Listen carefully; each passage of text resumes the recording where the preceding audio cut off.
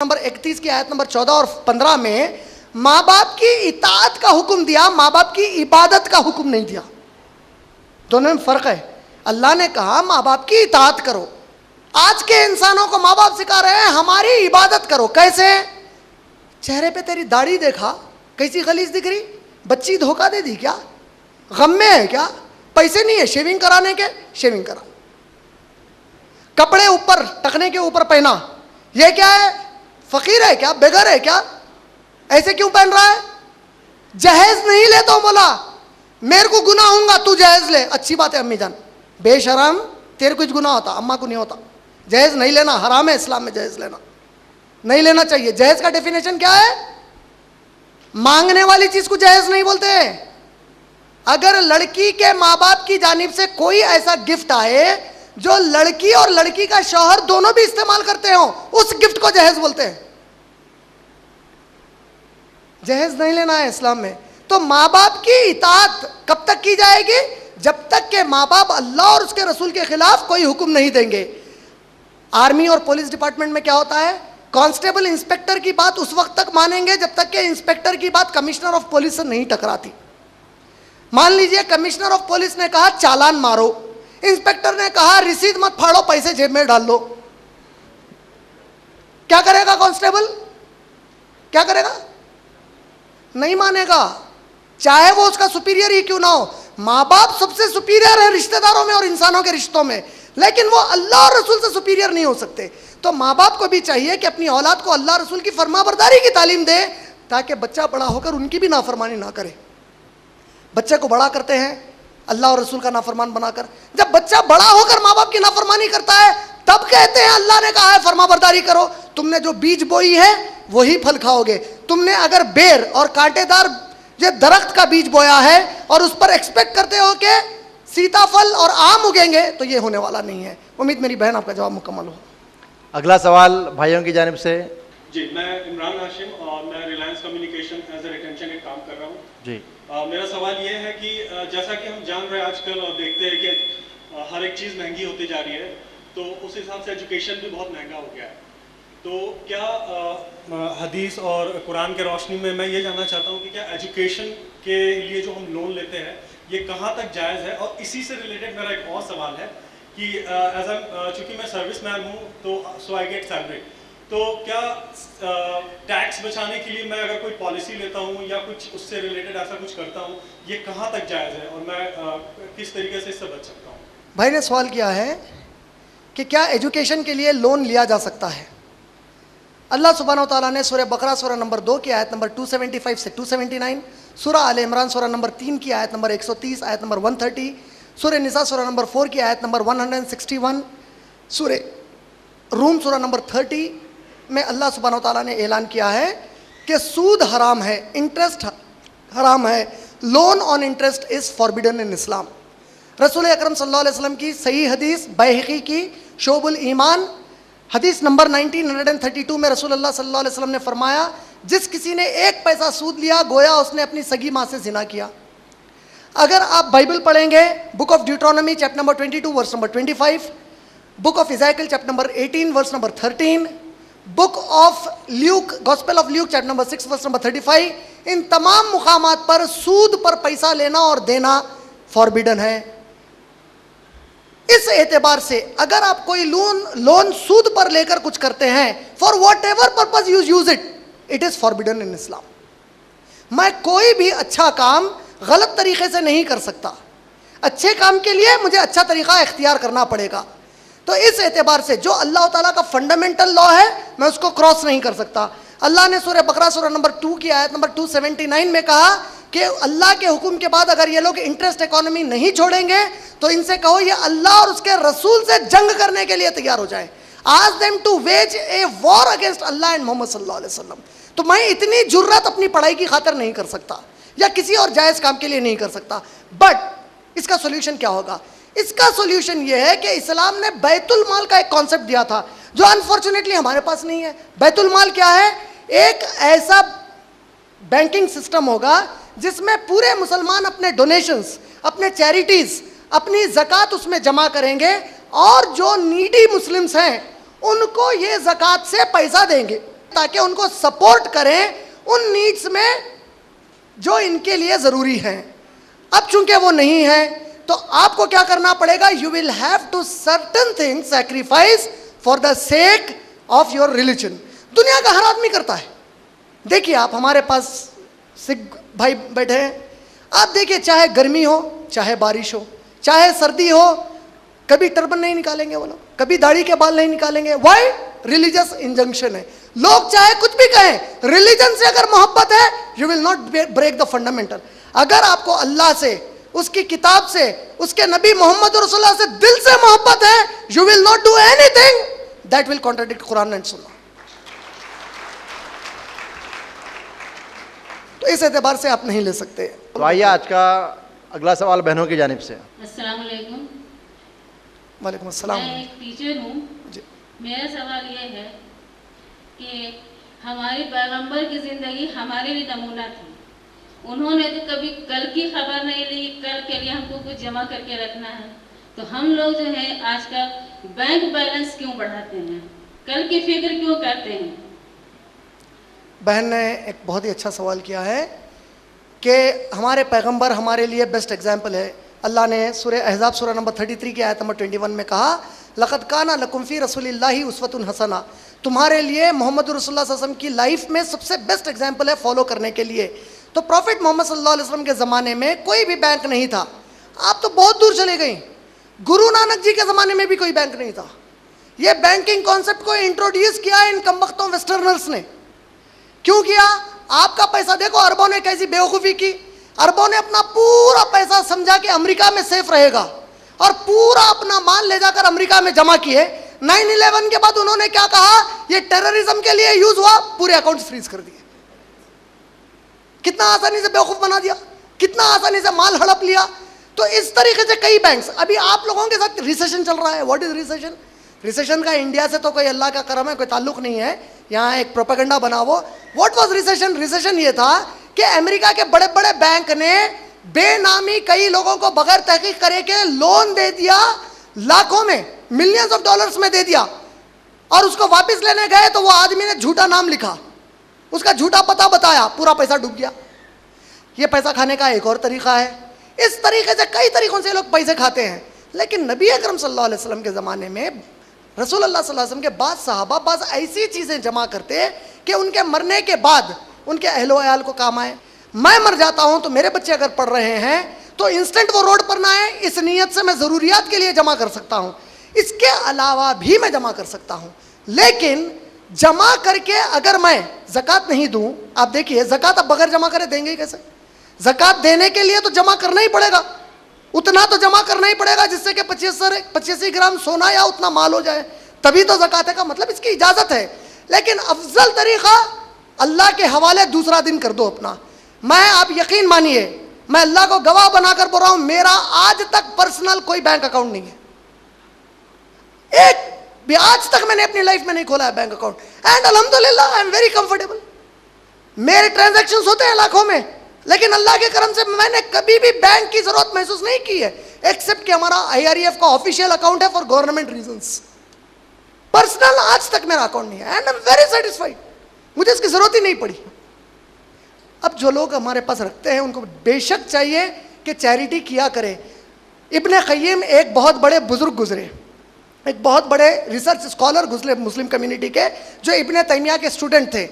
उन्होंने उन तमाम अहादीस को जमा किया जिसमें प्रॉफिट मोहम्मद सल्लल्लाहु अलैहि वसल्लम ने चैरिटी के रिवार्ड को एनकरेज किया है। तुम चैरिटी दोगे तो ये रिवार्ड मिलेगा।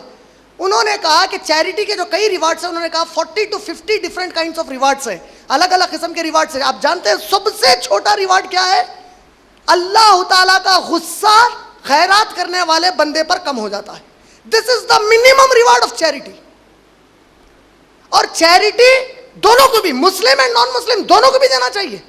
अगर कोई नॉन मुस्लिम आ जाए और उसकी जरूरत है तो you are encourage, this is humanity in Islam, आपको देना चाहिए। कोई यतीम है जरूर दें, कोई पढ़ना चाहता है गैर मुसलमान ही है उसको भी दें, आपको अजर मिलेगा उसका। अल्लाह ने सूरह निसा सूरह नंबर 4 की आयत नंबर 85 में कहा, जो कोई अच्छे काम में कंट्रीब्यूट करेगा उसे अच्छा काम करने वाले के बराबर का अदर दिया जाएगा, और जो बुरे काम में कोऑपरेट करेगा उसको बुरा काम करने वाले के बराबर का गुनाह दिया जाएगा। You contribute in any good cause, you will be happy इंशाल्लाह। तो बैंक में इस तरीके से ना जमा करें कि दूसरों का ख्याल ही नहीं करें, लेकिन इतना तो ज़रूर जमा करें कि आपके बाद आपके जो लगते हैं उनके ज़रूरियात पूरे हों, और साथ में आप चैरिटी के ऊपर ज़्यादा कॉन्सेंट्रेट करें। द बेस्ट इज़ बांट दो, अल्लाह के हवाले कर दो, बाकी का मामला इंशाल्लाह अल्लाह आपको पाल लेगा। उम्मीद आपका जवाब मेरी बहन पूरा हुआ। अगला सवाल भाइयों की जानिब से इस माइक से लिया जाएगा। अस्सलाम वालेकुम इमरान भाई। वालेकुम अस्सलाम। मेरा नाम तहसीन है और मैं रांची यूनिवर्सिटी से एमबीए कर रहा हूँ। मेरा सवाल ये है कि मैंने ये सुना था एक स्पीच में किसी के कि जब गुरु नानक जी काबा गए थे भ्रमण के लिए, तो जिस ओर वो पैर रखते थे उसी ओर काबा घूम जाता था। तो इसमें कितनी सच्चाई है, या इस पर आप रोशनी डालें।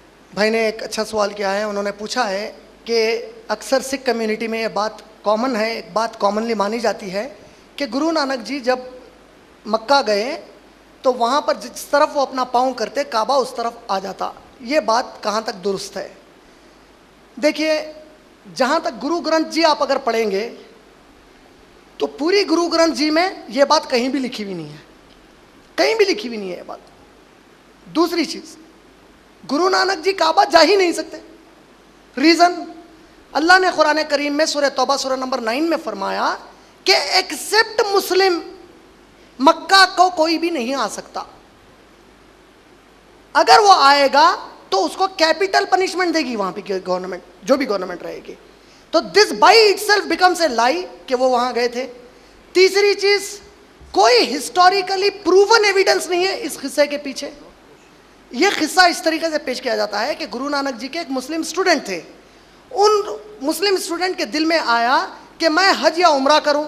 उन्होंने गुरु नानक जी से ये पेश की बात अपनी, तो गुरु नानक जी ने कहा चलो मैं तुम्हें लेकर चलता हूं। और जब वो उन्हें वहां लेकर गए तो ये वाकया सुनाया जाता है। इसकी हिस्टोरिकली कोई ऑथेंटिसिटी नहीं है।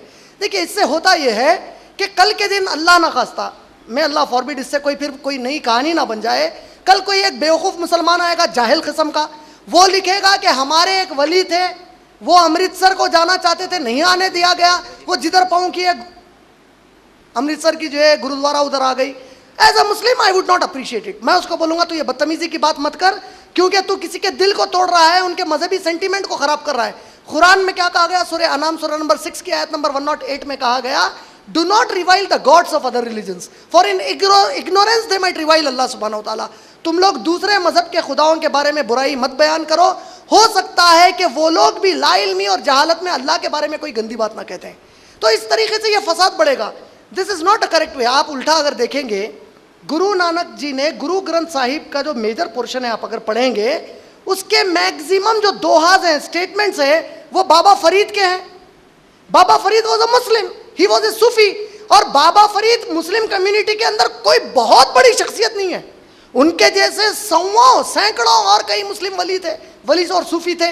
He was not the top most of all. का मतलब गुरु नानक जी ने तो एक अदना छोटे से मुसलमान का जो नबी पर ईमान रखता है, उसकी इतनी अहमियत और इज्जत की कि उसके बातों को गुरु ग्रंथ में ला लिया। तो नबी सल्लल्लाहु अलैहि वसल्लम की फजीलत और काबे की फजीलत तो छोड़ ही दीजिए। उम्मीद आपका जवाब मुकम्मल हुआ।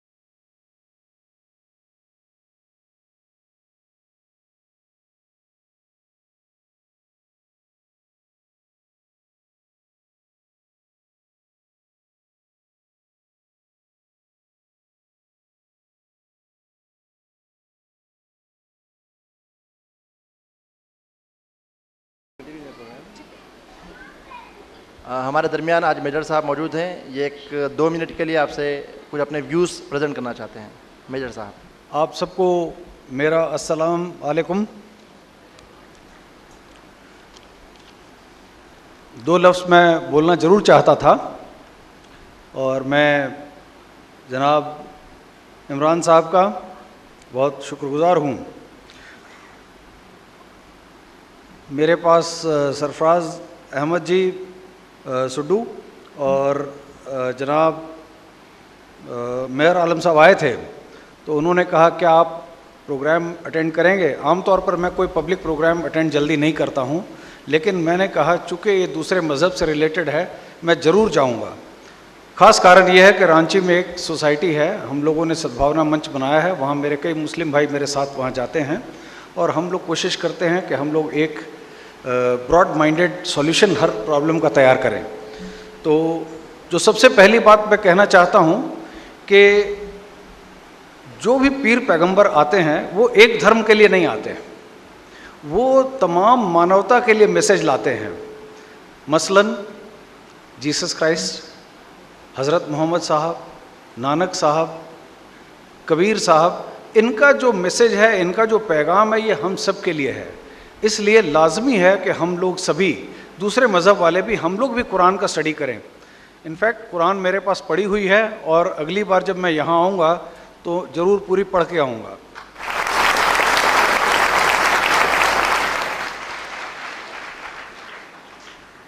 दूसरी बात जो मैं बहुत सीरियसली कहना चाहता हूँ, धर्म क्या है इसको समझना बहुत ज़रूरी है।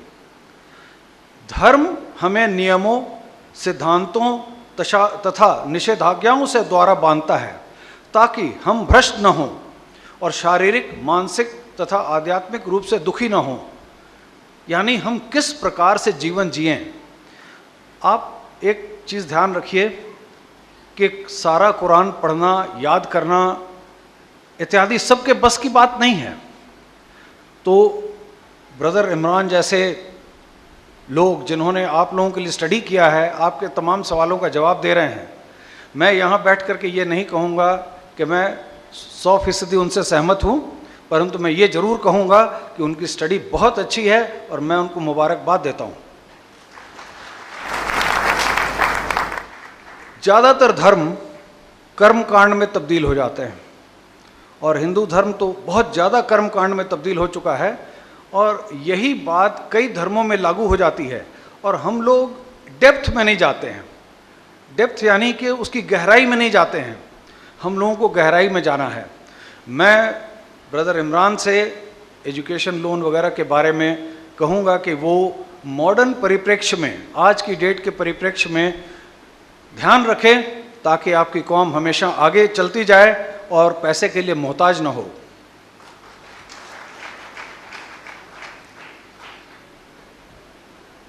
एक दूसरे के धर्म के बारे में कई गलत फहमियाँ हैं और मैं बड़े ताज्जुब की बात बताता हूँ। मेरे एक मित्र यहाँ बैठे हुए हैं, इन्होंने मुझे ला करके वेद सार दिया और वेद सार में उसमें क्लियर लिखा हुआ है मूर्ति पूजा वर्जित है।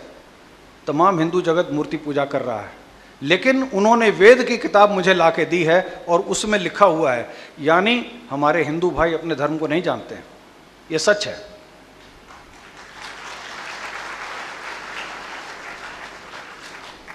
फिर भी एक बात मैं आपको बताना चाहता हूँ जो गुरु नानक देव जी ने कही है। उन्होंने फरमाया है, अव्वल अल्लाह नूर उपाया कुदरत के सब बंदे, एक नूर ते सब जग उपजया कौन पले कौन मंदे। यानी एक ही ईश्वर का नूर, एक ही अल्लाह का नूर हम सब में है। और यदि हम बैकवर्ड चले जाएं तो क्रिश्चियन और इस्लाम जगत मान रहा है कि आदम और हवा के हम सब औलाद हैं, तो ये मानने में क्या हर्ज है कि हम सब आपस में रिश्तेदार हैं। और आप ताजुब करेंगे कि हिंदू धर्म ने भी वसुधैव कुटुंबकम यानी सारी पृथ्वी एक परिवार है, इस चीज़ का नारा बहुत जमाने पहले दिया है।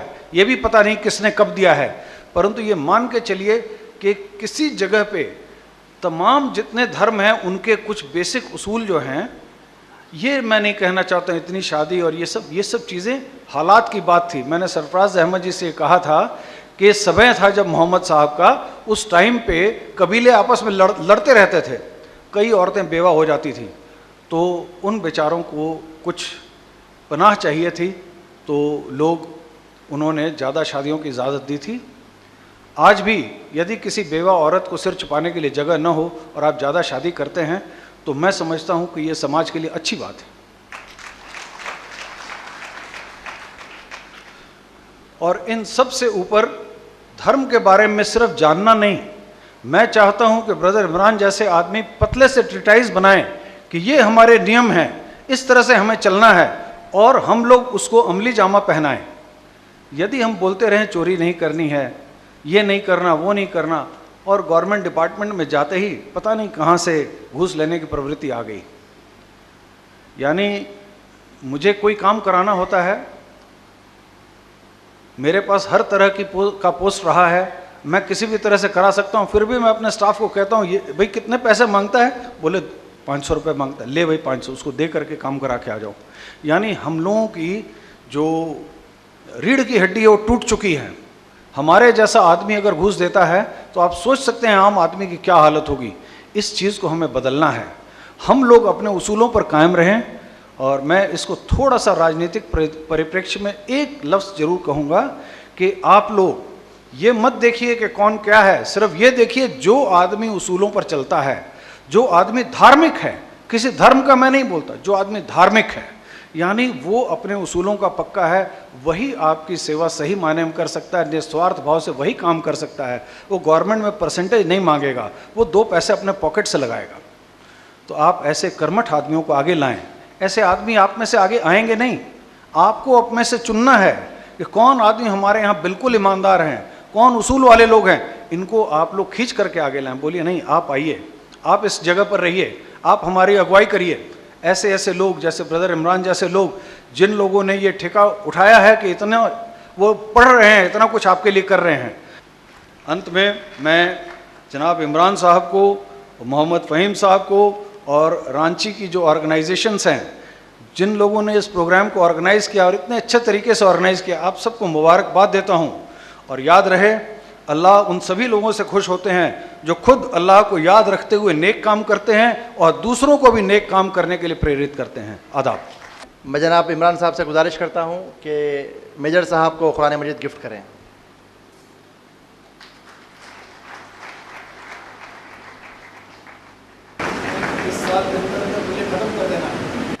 तो आइए आज का पहला सवाल, यानी कि फिर से इस राउंड का अपने भाइयों की जानिब से। वालेकुम अस्सलाम वरहमतुल्लाहि वबरकातुहू। मेरा नाम अबू मुबशिर हाशमी और मैं स्टूडेंट हूँ, अभी इंजीनियरिंग का कंपटीशन का एग्ज़ाम दिया हूँ। हमारा सवाल है इसी प्रीचिंग ऑफ इस्लाम से रिलेटेड। तो इस बारे में हमारा सवाल ये है कि जो हम प्रीचिंग कर रहे हैं और जो आप यहाँ पे आप जो तकरीर किए, तो ये क्या बेहतर होता है कि अगर जो हमारा जो हम लोग यहाँ पे ड्रेस कोड पहने हुए हैं, आप और हमारे जितने भी मतलब दोस्त हैं, हमारे मतलब जितने बड़े हैं, सब पहने हुए, अगर ये कुर्ता पैजामा या जो सुन्नती लिबास है, पूरे सुन्नती लिबास में आकर के अगर ये प्रीचिंग होता तो ये ज़्यादा मतलब असरदार होता है। क्योंकि ख़ास तौर से जो टाई लगा रखी है आपने, वो तो चूँकि आप हमसे ज़्यादा जानते हैं, हम कम जानने के बावजूद हम इतना जानते हैं कि वो शायद क्रिश्चियनों की पहचान है, तो आप तो हमसे ज़्यादा जानते हैं, तो वो आपने लगा रखा और उसके बाद ये करना तक सही है। भाई ने बुनियादी तौर पर ड्रेस कोड पर सवाल किया है और उन्होंने कहा कई बार कि मैं ज़्यादा जानता हूँ, वो कम जानते हैं। मैं मुकम्मल तौर पे तो ये नहीं कहूँगा कि आप कम जानते हैं या मैं ज़्यादा जानता हूँ, लेकिन इस मामले में ज़रूर आप कम जानते हैं, ये पक्की बात है। दूसरी चीज़, आपने ये भी कहा कि मैं ज़्यादा जानता हूँ, लेकिन फिर भी आप टाई लगाने के बारे में और सूट के ऊपर कह रहे हैं, का मतलब इस मामले में आप ये बताना चाहते हैं कि ज़्यादा जानते हैं। देखिए, उसूलन हमारे सवाल कैसे होने चाहिए, जो शरई अखलाक हैं, मसले पर सवाल होना चाहिए, शख्सियत के बारे में नहीं पूछा जाना चाहिए। मसला, भाई इस्लाम में लिबास का मसला क्या है, ये सवाल बिल्कुल दुरुस्त है। आपने ऐसा किया, नहीं एक सेकंड सुनिए, इधर सुनिए। आपने ऐसा किया, ये क्या है? आप अगर डायरेक्ट लिबास पर सवाल करेंगे तो मैंने जो किया वो भी जवाब मिल जाएगा, लेकिन आप अगर मुझ पर सवाल करते हैं तो इसमें शैतान हम दोनों के बीच खेलेगा। अभी मेरे दिमाग में आएगा कि ये मुझे जलील करने की कोशिश कर रहे हैं, अभी शैतान मुझे दिमाग में डालेगा कि इनको जलील करो। तो औज़ु बिल्लाहि मिनश शैतानिर रजीम, हमको शैतान से पनाह चाहनी चाहिए अल्लाह से। लिबास का मसला क्या है? हम सबके लिए शरीयत हमको इजाजत नहीं देती कि डायरेक्ट किसी की जात पर सवाल करें। मसला लिबास का क्या है? चंद अंग्रेजों के दौरे हुकूमत में जब अंग्रेज यहां पर हुकूमत कर रहे थे और गांधी जी ने नारा लगाया कि हम अंग्रेजों की कोई चीज इस्तेमाल नहीं करेंगे, तो चंद बेवकूफ और जाहिल मौलवियों ने यहां के लोगों के दिमाग में डाल दिया कि कोट पैंट और टाई ईसाइयों का या अंग्रेजों का लिबास है। और उसके बाद के कई ऐसे लोग जो इत्तेफाकन पढ़े लिखे हैं लेकिन इस मामले में अनपढ़ और जाहिल बन जाते हैं, उन लोगों ने कभी इस बात की तहकीक भी नहीं की ये मसला क्या है। आप मुझे कुर्ता पैजामा और आप जो टोपी पहने हैं सुन्नत से साबित कर दीजिए कि यही सुन्नत है। अल्लाह की कसम है कल से इमरान यही पहनेगा। लेकिन चैलेंज के साथ कहता हूं क़यामत तक आप ये साबित नहीं कर सकते कि यही लिबास सुन्नत वाला है। ये चैलेंज है। सुन्नत लिबास का माना क्या है? सुन्नत लिबास में क्या नबी सल्लल्लाहु अलैहि वसल्लम कोई एक ही किस्म का पहने और सहाबा को बोले बस यही पहनना? कहीं भी दलील नहीं है। टाई ईसाइयों का लिबास है। हमारे बीच में एक क्रिश्चियन फादर बैठ कर गए, आप लोगों ने देखा? आप लोगों ने देखा कि नहीं देखा? जरा जोर से बोलिए मेरे भाई, मैं लेकिन वो अरबों की तरह तोप पहने हुए थे, टाई लगाए हुए नहीं थे। मस्जिदों के इमामों की तरह तोप पहने हुए थे, टाई लगाए हुए नहीं थे। वो मजहबी लिबास हुआ जिसकी नबी सल्लल्लाहु अलैहि वसल्लम ने कहा हदीस में कि रिपीट नहीं करना, इमिटेट नहीं करना उनको। असल जो हदीस है रसूलुल्लाह सल्लल्लाहु अलैहि वसल्लम की, जो कई लोग गलत तरीके से समझते हैं, वो हदीस में नबी सल्लल्लाहु अलैहि वसल्लम ने ये नहीं फरमाया कि गैर मुसलमानों की तरह तुम कपड़े नहीं पहन सकते। हदीस असल क्या जानते हैं? गैर मुसलमानों की कोई चीज को तुम ना अपनाओ। इस हदीस की तशरीह इब्ने तैमिया ने किया और कहा कि जो भी गैर मुसलमानों की मजहब से जुड़ी हुई चीजें हैं वो मुसलमान नहीं अपनाएगा। अब जितने लोग सवाल टाई के, कोट के, पैंट के बारे में करते हैं, अक्सरियत इनमें की, मैं आपके बारे में तो नहीं जानता, मैं इसलिए कह रहा था कि शख्सियत पे सवाल से क्या होता। अब मैं पलटा के आपको एक चीज पूछने वाला था। हमारे घरों की, हम आपके या मेरे, हमारे घरों की माएँ और बहनें क्या पहनती है? इस्लाम का लिबास है। जितने लोग कोट पैंट को गाली देते हैं उनकी घर की तमाम औरतें साड़ी ब्लाउज पहनती है, पेट दिखाती फिरती है सारे दुनिया को। बेटे को भी पेट दिखाना हराम है। सगे बेटे को औरत अपना ये पेट नहीं दिखा सकती सिवाय शौहर के। वो भाई को दिखाती है, काम करने वाले को दिखाती है, बेटे को दिखाती है, सारी दुनिया को दिखाती है अगर गोशा पर्दा नहीं करती है तो। ये इस्लामी लिबास है। और ये उन तमाम के घरों में आप देखेंगे 99% जो कोट पैंट के ऊपर सवाल करते हैं। सुन्नत लिबास क्या है? मर्द आदमी के लिए जो सुन्नत हुक्म ये पहनना ही पहनना, वो लिबास है नाफ से लेकर यहां तक का। ये कंपलसरी है इतना हिस्सा कवर करना। अगर आप और नीचे पहन रहे हैं तो आपके इस्बाल टकने से ऊपर होगा। सही बुखारी जिल्द नंबर 7 बुक ऑफ ड्रेस किताबुल लिबास हदीस नंबर 678 एंड 679 रसूलुल्लाह सल्लल्लाहु अलैहि वसल्लम ने फरमाया, जिसने अपना नीचे का तैपन का ये जो कपड़ा आता है पेट के नीचे का, जिस मर्द ने अपना ये कपड़ा टखने के नीचे लिड़ाया, अल्लाह उसको जहन्नम की आग में जलाएगा। क़यामत में अल्लाह ताला उसकी जानिब नहीं देखेंगे। टखने के नीचे कपड़ा पहनना मुसलमान मर्द के लिए हराम है। अगर हमारे ये जितने भी मुसलमान नौजवान, ज़ईफ़, बुजुर्ग, अद्धड़ जितने बैठे हैं, अगर दिल से प्यारे मोहम्मद सल्लल्लाहु अलैहि वसल्लम से मोहब्बत करते हैं तो 80 लाख का भी अगर पैंट है तो अल्लाह की कसम मेरी नबी की सुन्नत का फैशन उस 80 लाख से कीमती है। नहीं समझ में आया? नहीं, ज़रा खुश कहीं को नहीं हमें मालूम, तालियां मारने को, अरे बाप रे पैंटा कटाना है क्या बोल के। अब जो आपने पूछा कि कोट पैंट और टाई का, मैं इस सवाल को बड़ा अहम समझता हूँ क्योंकि मैं रसूलुल्लाह सल्लल्लाहु अलैहि वसल्लम की सीरत पर बयान दे रहा हूँ। अगर मेरे ये नौजवान और कई लोगों में गलतफहमी रह जाएगी कि ये कोट पैंट गलत है तो वो यहाँ से ऐसी जाएंगे। कोट और ये शर्ट और ये पैंट की ईजाद स्पेन के मुसलमानों ने की थी 1492 में, जब वहाँ पर यूनिवर्सिटीज़ हुआ करते थे, वहाँ के मुसलमान इस किस्म के लिबास को पहना करते थे। 1492 में जिस तरह आज आप हायर स्टडीज़ को ऑस्ट्रेलिया, अमेरिका वगैरह जाते हैं, आज हमारे बच्चे जाते हैं ना ऑस्ट्रेलिया, अमेरिका को हायर स्टडीज़ को, यहां से पूरे कपड़े पहन के जाते हैं, वापिस आते वक्त चड्डी में कान में बाली डाल के आता। क्यों? कल्चर का इंपैक्ट, वहां के रस्मों रिवाज का इंपैक्ट पड़ा। इसी तरह यूरोपियंस हायर स्टडीज को 15वीं सदी में मुस्लिम स्पेन को जाया करते थे, वहां जो मुसलमान लिबास पहनते थे उसका इंपैक्ट उन्होंने अपने यूरोप को कैरी किया। उसके बाद जो टाई आप देख रहे हैं, क्रोएशिया के मुसलमानों ने सबसे पहली मर्तबा ये टाई की शुरुआत की। ये फैशन बन गया फ्रांस और यूरोप का, उन लोगों ने इसको अपना लिया। इस लिबास का किसी भी मजहब से कोई ताल्लुक नहीं है, बल्कि इसकी शुरुआत मुसलमानों ने की। अंग्रेज जब यहाँ हुकूमत कर रहे थे तो यहाँ के मौलवियों ने मुसलमानों को अंग्रेज़ों की चीज़ें ना खरीदने, उनकी तरह ना दिखने के लिए फतवे दिए, जिसमें इस्लाम को घसीटा गया और आज तक कई लोग उसी पर चल रहे हैं, जबकि इस लिबास का हरगिज सुन्नत से या गैर सुन्नत होने से कोई ताल्लुक नहीं है। उम्मीद मेरे इस भाई का जवाब मुकम्मल हो गया। अगला सवाल भाइयों की जानिब से। अस्सलाम वालेकुम, मेरा नाम मोहम्मद राहिल अशरफ है और मैं MBA का स्टूडेंट हूँ। मेरा सवाल आपसे यह है कि इस्लाम के अंदर इंश्योरेंस कंपनी, बैंक में काम करना और शेयर में पैसा इन्वेस्ट करना कहाँ तक जायज़ है? भाई ने अच्छा सवाल किया है कि इस्लाम में इंश्योरेंस कंपनी में काम करना, बैंक में काम करना या शेयर्स में काम करना कहाँ तक जायज़ है। देखिए, हमारे जो चीफ गेस्ट थे उन्होंने शायद मेरे जवाब को गौर से नहीं सुना, थोड़ा प्री ऑक्यूपाइड थे। उन्होंने कहा कि लोन के बारे में मैं एक तरफ़ा बयान ना करूं, मुझे एक तरफ़ा ही बयान करना होगा। मैं 2 और 2 को सिर्फ 4 कह सकता हूं, कभी 5 भी हो सकता है, कभी 6 भी हो सकता है। अच्छा, टीचर सब 5 बोल रहे हैं तो तुम भी 5 बोल लो, अब 6 बोल रहे हैं 6 बोल लो, ऐसा नहीं बोल सकता। इस्लाम ने कहा सूद हराम है का मतलब हर शक्ल में हराम है। इस्लाम ने कहा सगी बहन से शादी हराम है तो हर शक्ल में हराम है। इस्लाम ने कहा सगी माँ से शादी हराम है, हर शक्ल में हराम है। सगी माँ से जिना किसी शक्ल में जायज़ हो सकता? हो सकता? क्या ख्याल है आप लोगों का? इसलिए मैंने जवाब में कहा इस्लाम इंटरेस्ट का लोन लेने से मना करता है। अब मुसलमानों की जिम्मेदारी बनती है कि वो माल जमा करे बैतुल माल की तरह उसमें, और ऐसे नीडी मुसलमान की मदद करें।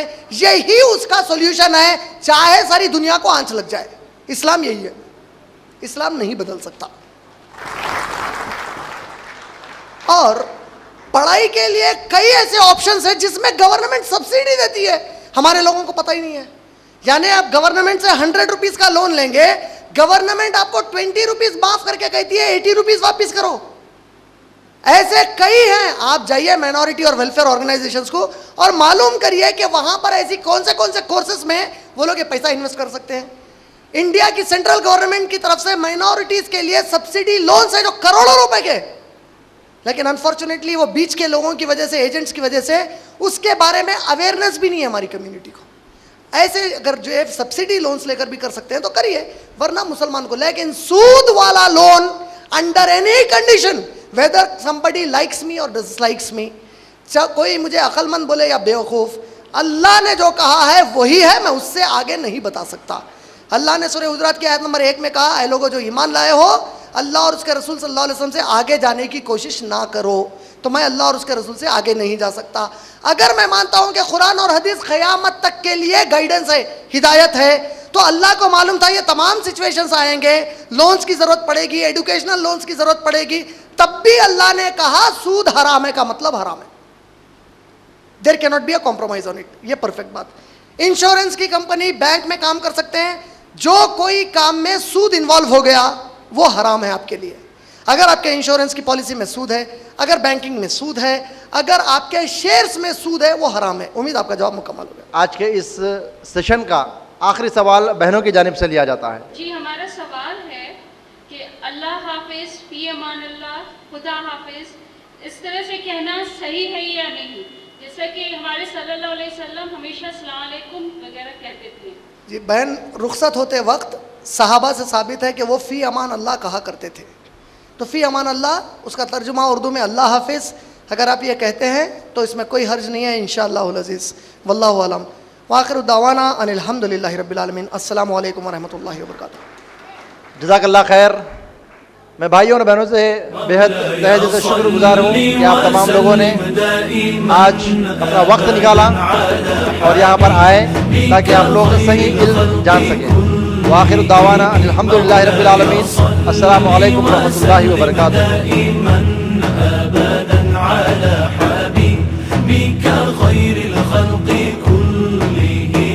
मुहम्मदुन सय्यिदुल कौनैन